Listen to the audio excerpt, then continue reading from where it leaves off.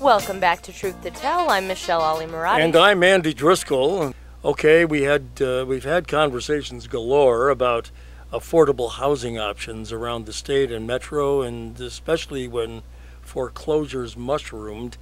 Plus, what to do about the underwater mortgages when home values tanked.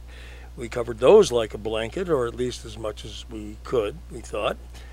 What we've never really touched on before are the community land trust options. The what? Yeah, the community land trusts. A fascinating option for keeping housing affordable and in good repair, among other things. We really want to talk about those. Yeah, community land trusts are an interesting way to own your own house, or rather lease it and sort of rent the land it sits on. We'll clarify those details in our conversation to come. I think the most important piece is that as the land trust tries to keep the housing affordable, not just for the first family, but for the second, third, and fourth family or generations that will occupy it. And so we use a limited equity formula that tries to ensure that that stays affordable. A limited equity formula. Explain that just a little bit. Sure. Basically what it is that the family agrees to take less than 100% of the appreciation when they go to sell the house. And so in our case, it's 25% of the appreciation, of increase in appreciation, whatever that might be. So you're fighting inflation in a sense. Right. But also taking some of the equity and putting it sort of back into the land so that you can maintain the house, and just because it's going to lose its owner. Is that it? I mean, they're going to move on, and the idea is that the first family will earn equity, and they can take that equity and they can buy a market rate house if they want. But the most important piece is that the second family can still afford the house, that it's not back into the open market. So that it slows, basically, as you said, it slows the appreciation, which allows families with modest incomes to continue to purchase those homes. Now let's play the what if game here for a second. What if somebody, he's passing it off to Jeff, what if somebody purchases the home, the first family, under the land trust, and then they live in that throughout their whole life and they pass away? Does that deal then, as it's being perhaps sold off by their children or whatever, does that deal still stand? I mean, how does that work? It does. Jeff Washburn. The way our organizations here in Minnesota convey the long-term affordability of the homes is by taking ownership of the land in consideration for these affordability investments. And that long-term relationship that we have with the homeowners is through a 99-year ground lease. And that ground lease extends through the families, and if there is a change of title, in our case, we're able to pass that on to the heirs of the household, but the deal still sticks. And what it does, and what we're trying to do, is balance those limited public affordability investments that we have out there that we raise.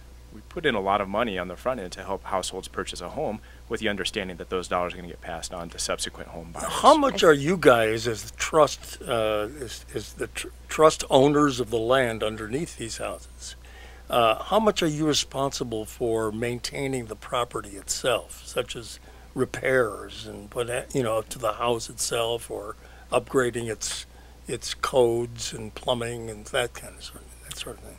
Well, on the front end, both of our organizations take responsibility to make sure that we're setting up households for success. So whether it be through new construction or a rehab of a home, or helping somebody buy a home and then assisting them with the necessary repairs on the front end of the property, we're setting up the buyers for success in home ownership. Throughout the home ownership process, making sure that we have the trust and relationship with homeowners, as well as supporting training in a network of organizations that are there to ensure successful home ownership is part of, I think, what community land trusts bring.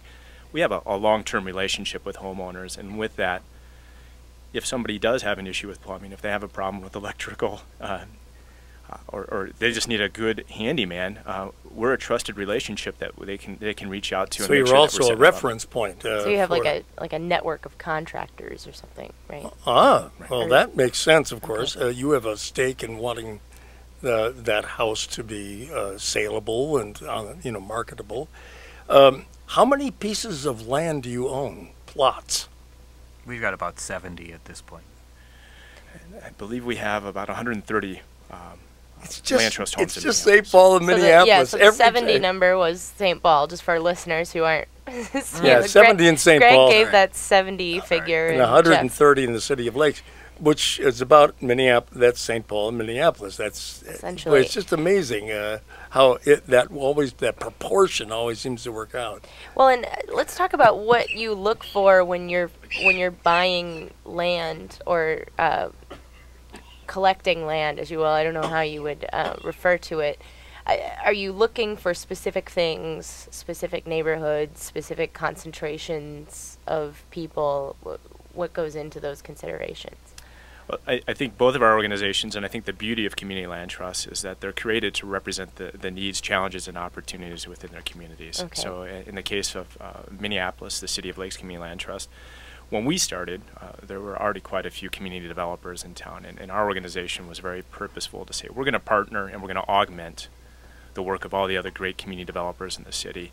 And so what we did was we went out and we raised dollars with those other organizations to create affordability, and a lot of the homes where these developers were building the homes Yeah. and more recently rehabbing the homes have been focused along the lines of developers like Habitat for Humanity, Powderhorn Resonance Group, PRG, Urban Homeworks. We partner a lot with African Development Center on the home buyer education side. So really developing a partnership relationship where there's already concentrations of development. So to answer your question, a lot of the work has still been in kind of near South Minneapolis and then increasingly in North Minneapolis. We then, a couple years after getting going, learned from the Rondo Community Land Trust and created what we have, what we both call a home buyer initiative program. Okay. Which mirrors the market in the sense that buyers go through